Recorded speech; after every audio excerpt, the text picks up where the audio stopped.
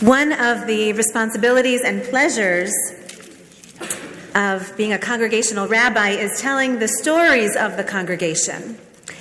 And certainly our temple archivists are experts in recording those stories and retelling those stories. Volunteer docents of the congregation have been trained in giving tours of our beautiful sanctuary and our new spaces. They also tell and retell the stories of this storied congregation, the First Synagogue of Toronto, founded in 1856. So today I'd like to share the story that Rabbi Goodman was alluding to. Some of it is still a mystery, but there are some things we know to be true. It's the story of one of the stories of Mia's grandfather. Milton Cadsby, Alav HaShalom, was a judge by profession, a devoted member of Holy Blossom Temple, and a leader of the Temple Brotherhood.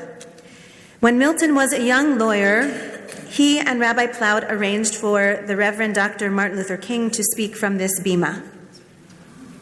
March 15th, 1962. The title of his address was Nonviolence and Racial Justice. The temple archives at the north end of our Schwartz-Reisman atrium share a few treasures, and one of them is one of the letters that Dr. King addressed to Milton Cadsby. The letter reveals an unsolved mystery. You see, before King came to Toronto, Holy Blossom hosted a fundraising concert at a downtown concert hall. Harry Belafonte and the Travelers were performing in order to raise funds in support of King's civil rights movement. But between the concert and King's arrival, it's my understanding, someone broke into the temple and stole the money. And to this day, we still don't know who or why. Was it a hate crime intended to undermine King's work for racial justice, or was it someone who simply needed the cash? Regardless, Milton Cadsby then wrote letters to the entire congregation explaining what had happened and asking that everyone please give again so that Dr. King would not have to leave Holy Blossom empty-handed. Of course, not only did the good people of this congregation give again, but they gave so graciously. They didn't only replace what had been originally raised, but they surpassed those funds that were raised by the concert.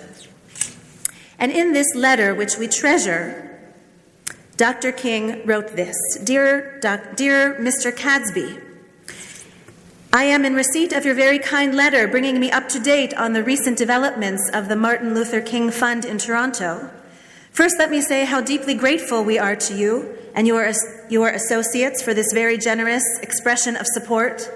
I cannot express in words the deep inspiration that comes to all of us in the Southern Christian Leadership Conference. When we gain this kind of creative backing, it gives us renewed courage and vigor to carry on. You have demonstrated in words and deeds that you are real friends of the cause of justice and freedom. I'm very sorry that you had a misfortune at Holy Blossom Temple. These things will happen, however. Even in the most guarded situations. It is good to know that the break-in will not in any way defeat the continuance of your efforts. I can assure you that we thank you again for all that you are doing for our cause. Your support is of inestimable value for the continuance of our humble efforts. Sincerely yours, Martin Luther King. So this treasure is a reminder and an inspiration to all of us, but especially to you, Sophia, and you, Mia, on this day when you are called to the Torah as daughters of the mitzvot who will carry the mitzvot, who will walk through this world becoming more and more skilled in living a life of Torah and commandments. How and where and when you will choose to perform a mitzvah, that will be up to you. But we hope that you will take inspiration from your congregation, from those of our past and from those of our present, because I can assure you, throughout the congregation today, there are many fine examples, as from our past, of those who have become expert in a particular mitzvah, or two, or three. And so, in time, you will learn to follow their example as you pave your own unique way in a life of mitzvot. As the opening notes of a symphony often sound a theme that will be developed in various ways throughout the performance, the opening words of our Torah portion, Parashat Vayera, proclaim what will become a recurring theme. Vayera elav Adonai, the Eternal One, appeared. One scene after another, and we heard some of them this morning. One scene after another tells of people noticing or overlooking God's presence in the world. Hagar opened her eyes to see the well of water which God provided for her in her most desperate hour. God is revealed to Abraham on Mount Moriah, the mountain of vision, the mountain where there is clear seeing of God in the world. Just when his faith was most tested, Abraham perceives God's nearness. It seems that some people are spiritually attuned to see evidence of God in their daily lives.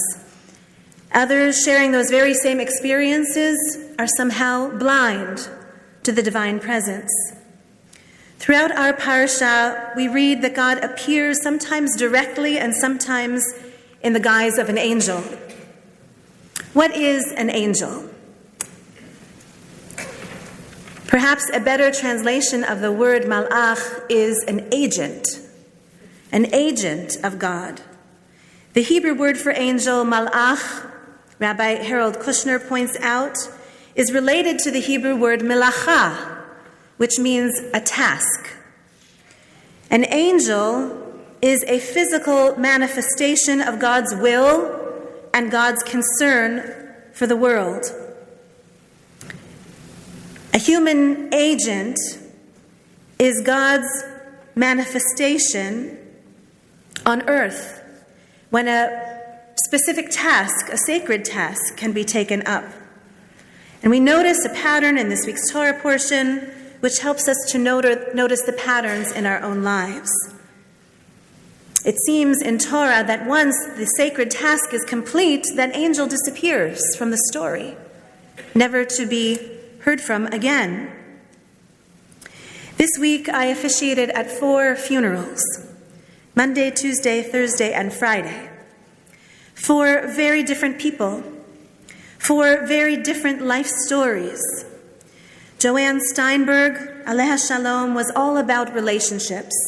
She was a beloved daughter, beloved sister, beloved wife, beloved mother, and beloved friend.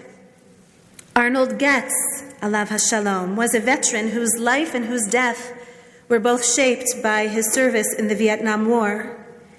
Henrietta Chesney, a past president of Holy Blossom Temple. She was the first woman to become president of any Jewish organization in the city, of any synagogue in the country. And Jerry Borens, the owner of a tavern, who loved to make people laugh. Each one entirely unique. Each one remembered for the many ways that they knew how to be there. They are remembered by loved ones for all the many moments that they showed up.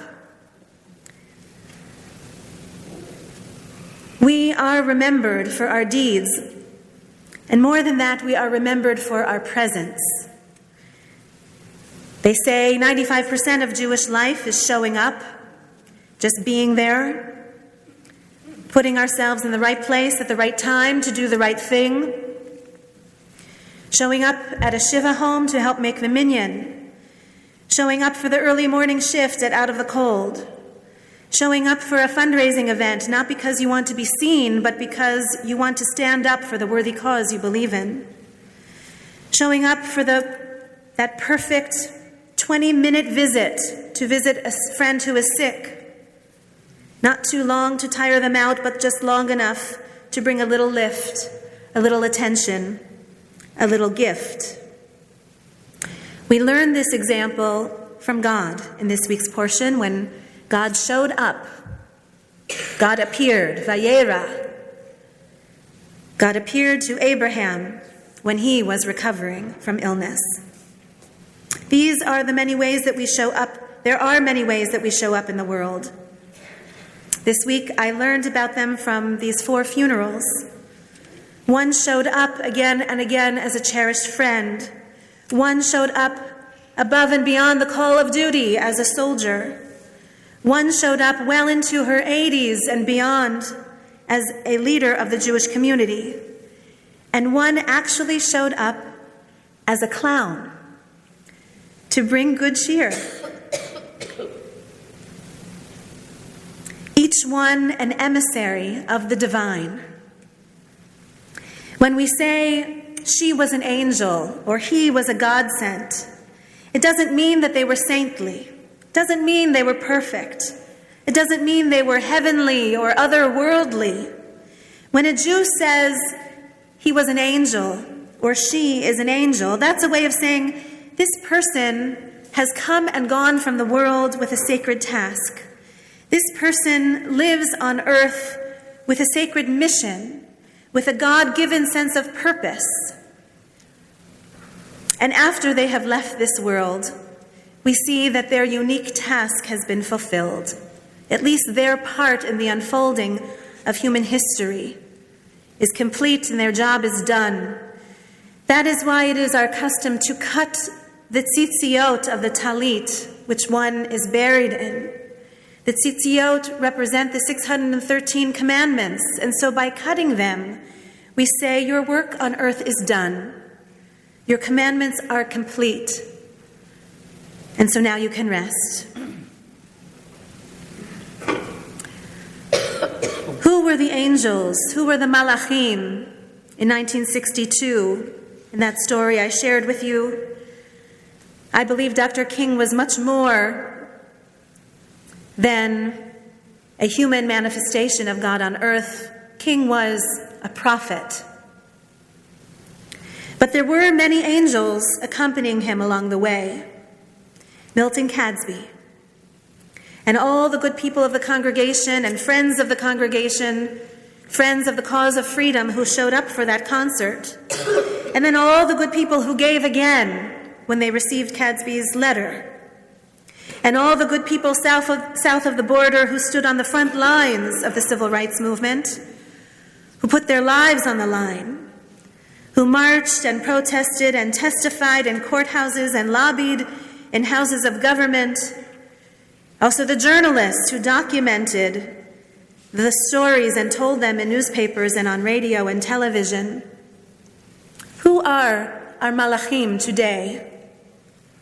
Do we recognize them in the world? Do we recognize them in our own lives? Who are the people who put themselves in the right place at the right time to do the right thing again and again and again? Not for fame, not for a good reputation, but because they feel themselves commanded by their God to do so. Do we recognize them as God sent?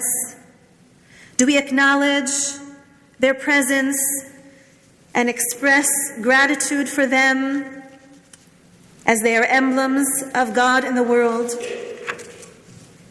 And moreover, when do we show ourselves to be malachim, to be agents, sent to fulfill a unique and sacred purpose? Where do we show up? When do we show up? Because we know that we are the ones who can put ourselves in the right place at the right time to do the right thing.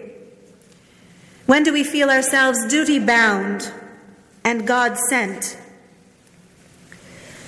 Earlier this morning, we sang a prayer of praise for the malachim and for the Chayot HaKodesh, the Srafim and the Ofanim, all of those celestial figures who are sent to fulfill a task here on earth. We sang of them full of splendor, Radiant light, beautiful is their splendor in all the world. Glad as they set out, so are they joyous as they return, for they dutifully fulfill the will of their Maker. May we recognize them wherever they are, whenever they are, whoever they are, and may we show ourselves to be counted among them in each and every way that we can. Ken Yehi Ratzon. May it be God's will.